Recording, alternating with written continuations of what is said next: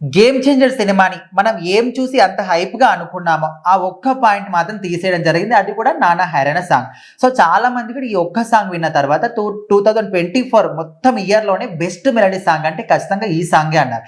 ఈ సాంగ్ చూసిన తర్వాత భారీగా అంచనాలు కూడా పెరిగాయి. సో అసలు ఈ సాంగ్ ఇప్పుడు సినిమాలోని మొత్తంగా లేదు, తీసేశారనే విధంగా మాట్లాడుతున్నారు. అసలు ఏం జరిగింది, ఎందుకు తీసేశారు? అంటే ఒకటండి, ఇప్పుడు ఒక సినిమాకి సంబంధించి కొన్ని సార్లు కొన్ని గ్లిచెస్ వస్తూ ఉంటాయి. అది టెక్నికల్ టీం వాళ్ళు చూసుకోవాల్సిన విషయం. ఇక్కడ ఏంటంటే మేబీ సినిమాకి అదేదో ఎట్లా అంటే దుష్ట శక్తులు అడ్డం వస్తున్న ఫీలింగ్ వస్తుంది నాకు. ఎందుకంటే స్టార్టింగ్ నుంచి ప్రమోషన్స్ దగ్గర నుంచి ఫ్యాన్స్ డిసప్పాయింట్ చేస్తానే ఉన్నారు. ఇక సరే సినిమా వచ్చేసిందిరా, సినిమాలో సాంగ్స్ చూద్దాము అని చెప్పేసి వెళ్ళిన తర్వాత అరే ఎందుకు ఇంత డిసప్పాయింట్ చేసిన అన్న ఫీలింగ్ కూడా వచ్చింది. సరే ఓకే, సినిమా అంతా బాగున్నప్పుడు కూడా నాన్న హైరాణ సాంగ్ లేకపోవడం మెయిన్ రీజన్ ఏంటంటే ఇన్ఫ్రారెడ్ కెమెరాస్ని ఆ కెమెరాలో తీయడం. ఇప్పుడు ఒక టెక్నాలజీకి సంబంధించి ఇండియాలో డాల్బీ ఎక్స్పీరియన్సే నిన్న కాక మొన్న వచ్చిందండి, అన్నపూర్ణ స్టూడియోస్ వాళ్ళు తీసుకొస్తే. మరి అలాంటిది ఇప్పుడు ఒక సినిమాకి సంబంధించి ఇన్ఫ్రారెడ్ కెమెరాస్ యూజ్ చేశారు. దానికంటూ అది టెక్నికాలిటీ. ఇప్పుడు మన దగ్గర ఇంకా ప్రొజెక్షన్తోనే చూపిస్తూ ఉంటారు మనకు సినిమాని, ఎక్కడైనా ఆ ప్రొజెక్షన్ తోనే చూపిస్తూ ఉంటారు. కానీ ఆ ప్రొజెక్షన్ లో కొన్ని సార్లు మనకి నార్మల్ గా గ్లిచెస్ లాగా వస్తూ ఉంటాయి. అలాంటిది ఇన్ఫ్రారెడ్ కెమెరాస్ లో ఎట్లా అంటే అదొక డిఫరెంట్ కలర్స్ ని డిఫరెంట్ థీమ్స్ అన్నిటిని మిక్సప్ చేసేసి చూపిస్తూ ఉంటది. సో అలాంటిది ఇక్కడ మనం చూడొచ్చు. నిజంగా ఆమె వేసుకున్న డ్రెస్ బ్లాక్ కాదు, ఈయన వేసుకున్న డ్రెస్ కూడా బ్లూ కాదు, అది వాయిలెట్ ఉంటుంది, ఏదో వేరే కలర్ ఉంటుంది, అది ఆ కలర్ చూపిస్తుంది. అక్కడ అన్ని కలర్స్ యాక్సెప్ట్ చేయలేకపోవచ్చు. అది టెక్నికల్ టీం వాళ్ళు ముందు చూసుకోకపోవడంతో ఎప్పుడైతే మనకి సినిమా థియేటర్లోకి వదిలారో అప్పుడు ఓకే ఏదో తేడా కొడుతుందని చెప్పేసి ఆ సాంగ్ తీసేయడం జరిగింది. కానీ 14th నుంచి అంటే సంక్రాంతి నుంచి అఫీషియల్గా ఆ సాంగ్ ఇస్తారు. బట్ అది కూడా మీకు హాఫ్ సాంగ్ మాత్రమే వస్తుంది, అంటే ఫస్ట్ చరణం మాత్రమే వస్తుంది అంటున్నారు.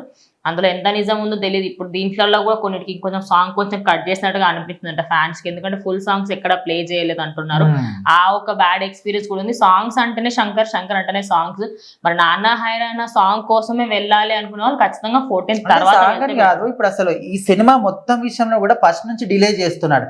అది ప్రమోషన్ విషయంలో కావచ్చు అండ్ ఈవెంట్స్ విషయంలో కావచ్చు, అన్నిటి కూడా ప్రాబ్లం ఉందేమో నాకు ఇప్పటికీ అర్థం. ఏ ప్రాబ్లం ఉన్నా కానీ ఇప్పుడు ఇంత పెద్ద సినిమాకి సంబంధించి ఇక్కడ ఎక్కడ కూడా నేను క్యారాద్వాని అన్నాను, అంజలిని అన్నాను, రామచరణ్ అన్నాను, ఖచ్చితంగా దిల్రాజును కూడా ఏమి గ్లోబల్ లెవెల్ ఇంత స్టార్డమ్ ఉన్న ఒక వ్యక్తి సినిమాకి సంబంధించి మీరు ఇంత పూర్తి కూడా కేర్ తీసుకోకుండా ఎట్లా ఉంటారు?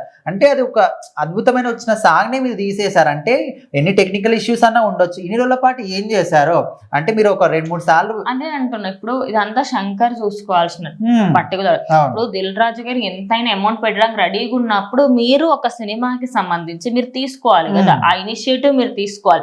ఆయన మరి ఏం ఆలోచిస్తున్నారో, మేబీ ఇండియన్ టు ఇంకా ఎఫెక్ట్ ఆయన పైన ఉందేమో, అందువల్లనే కొంచెం ఈయన అన్నిటికీ డిలే చేస్తున్నా అనుకున్నాం. కానీ సినిమా వచ్చిన తర్వాత కూడా ఎందుకు, ఇప్పుడు ఏదైనా ఒక సినిమా లాంగ్ రన్ లో కొంచెం పెంచుకుంటున్నారు, మన పుష్ప 2 పెంచుకున్నట్టు.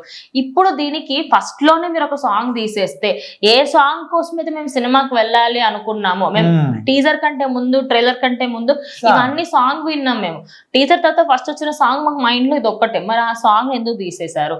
మీరు 14th కన్నా ఇస్తే బాగుంటుంది, లేకపోతే ఇంకా ఫ్యాన్స్ మాత్రం ఖచ్చితంగా ఈసారి కూడా డిసప్పాయింట్ అవుతారు. నెక్స్ట్ శంకర్ గారు మూవీ వస్తుంటే థియేటర్ దాకా కూడా రారు, ఇంకో OTT లో వేసుకోమని చెప్తారు ఇంకా.